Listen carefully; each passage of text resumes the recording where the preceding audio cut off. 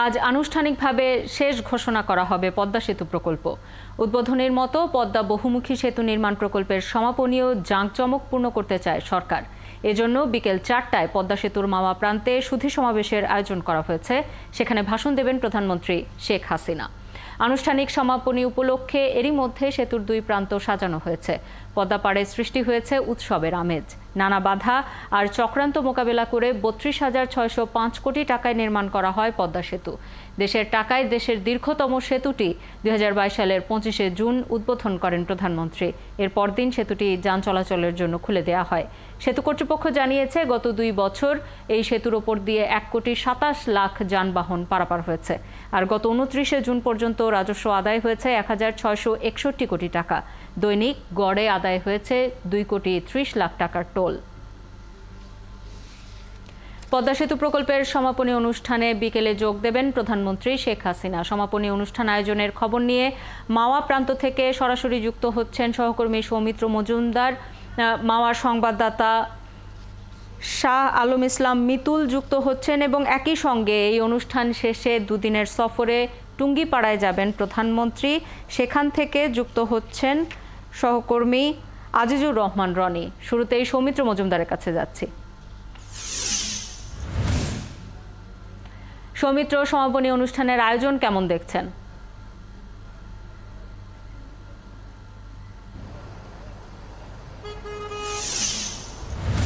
২৬ বছরের একটি প্রকল্প, নানা চ্যালেঞ্জের পার করে এই যে দেশের নিজস্ব অর্থায়নে পদ্মা সেতু, সেই পদ্মা সেতুর যে আনুষ্ঠানিকতা যেমন জাঁকজমক হয়েছে, ঠিক তেমনি সমাপনীও জাঁকজমক করতে চায়। কারণ এটি দেশের একটি সক্ষমতার যে প্রতীক, সেই প্রতীকটি বারবার তুলে ধরা হচ্ছে নানান অনুষ্ঠানের মাধ্যমে। এবং আজকে এই যে সমাপনী আয়োজন, এই মাওয়া প্রান্তে এখানে প্রধানমন্ত্রীর আগমন উপলক্ষে এখানে নানান ধরনের ব্যবস্থা করা হয়েছে। এবং আপনি নিশ্চয়ই জানেন যে বলছিলেনও যে বিকেল 4টায় এখানে সুধী সমাবেশ হবে, অর্থাৎ প্রকল্পের সমাপনী উপলক্ষে সুধী সমাবেশ। আমরা দেখেছি যে ২০২২ সালের ২৫শে জুন যখন পদ্মা সেতু উদ্বোধন করা হয়, সেই পদ্মা সেতুর উদ্বোধনী অনুষ্ঠান উপলক্ষে এখানে সুধী সমাবেশের আয়োজন করা হয়েছিল, যেখানে প্রধানমন্ত্রী শেখ হাসিনা তিনি উপস্থিত ছিলেন এবং তিনি এখানে বক্তব্য রেখেছিলেন। ঠিক তেমনি সমাপনীতেও তার উপস্থিতিতে একটি অনুষ্ঠান হতে যাচ্ছে এবং 1 ঘন্টার এই অনুষ্ঠান, অর্থাৎ বিকেল 5টায় প্রধানমন্ত্রী শেখ হাসিনার বক্তব্য শেষের মধ্য দিয়ে এই প্রকল্পের সমাপনী টানা হবে। এবং দীর্ঘ যে ২৬ বছর ধরে যে প্রকল্পটি চলছে, অর্থাৎ ১৯৯৮ সাল থেকে এই প্রকল্পের কার্যক্রম শুরু হয়। তারপরে ২০০১ সালের পরে যখন আওয়ামী লীগ সরকার পরিবর্তন হয়ে যায়, তারপরে এই প্রকল্পের কাজ কিন্তু বন্ধ হয়।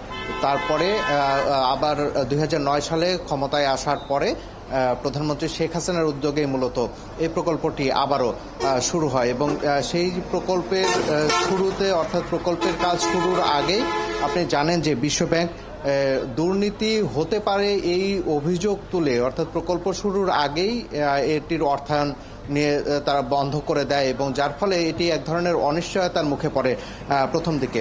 কিন্তু একমাত্র প্রধানমন্ত্রী শেখ হাসিনার দৃঢ়তার কারণেই, প্রধানমন্ত্রী শেখ হাসিনার চ্যালেঞ্জের কারণেই এই প্রকল্পটি শেষ পর্যন্ত আলোর মুখ দেখেছে। এবং তিনি যে ঘোষণাটি দিয়েছিলেন যে দেশের নিজস্ব অর্থায়নে তিনি এই স্বপ্নের পদ্মা সেতু নির্মাণ করবেন, কারণ শুরু থেকে ২০০৯ সালের শুরু থেকেই তিনি যখন এই প্রকল্প গ্রহণ করেন, তখন থেকেই তার মূলত উদ্দেশ্য ছিল যে ঢাকার সাথে দক্ষিণ পশ্চিমাঞ্চলের যে যোগাযোগ, সেই দক্ষিণ পশ্চিমাঞ্চলের যোগাযোগ আরও সহজতর করা।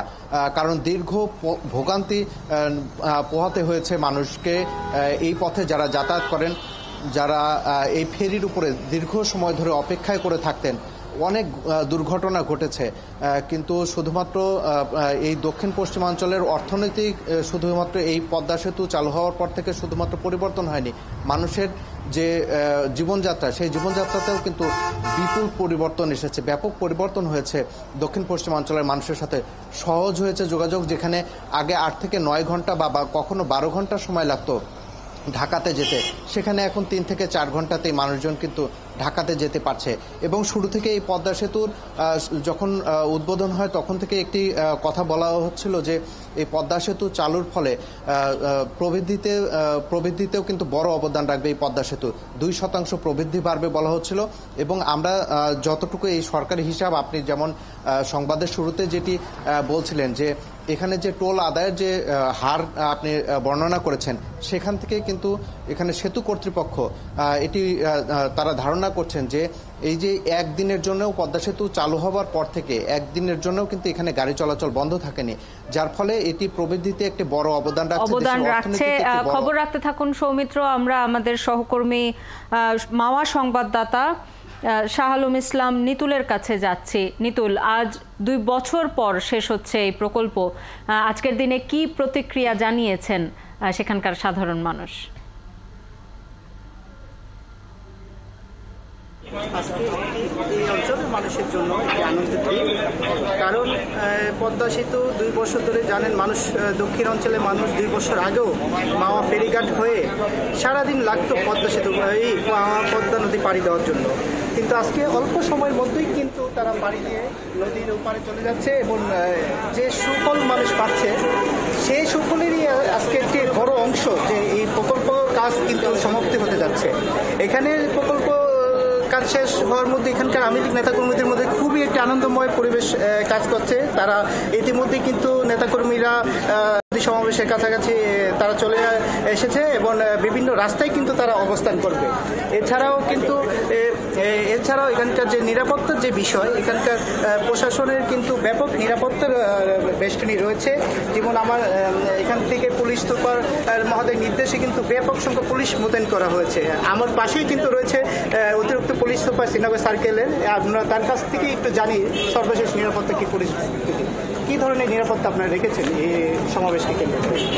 আপনি জানেন যে আমাদের আজকে একটা উৎসব মুখর পরিবেশ এবং বাংলাদেশের একটা স্বপ্নের পরিসমাপ্তি, যে স্বপ্নের পদ্মা সেতুর আজকে হলো সফল এই প্রজেক্টের যে সফল পরিসমাপ্তি, সেই উপলক্ষে আমাদের বাংলাদেশের সর্বোচ্চ অথরিটি, আমাদের মাননীয় প্রধানমন্ত্রী বঙ্গবন্ধু গণেশ শেখ হাসিনা আমাদের আজকে এখানে আসবেন। সেই উপলক্ষে আমাদের মুন্সিগঞ্জ জেলা পুলিশের ব্যাপক নিরাপত্তা আয়োজন।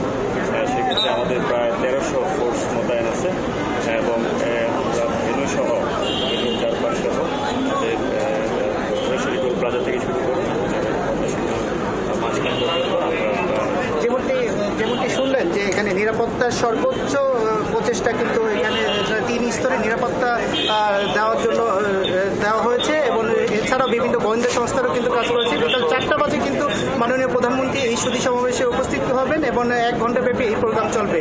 আর এই প্রোগ্রামকে কেন্দ্র করে কিন্তু আশেপাশের রাস্তা কিন্তু নেতাকর্মীরা উপস্থিত থাকবেন এবং তাকে স্বাগত জানার জন্য সর্বোচ্চ ব্যবস্থা কিন্তু স্থানীয় আওয়ামী লীগরা করেছে। শাওন,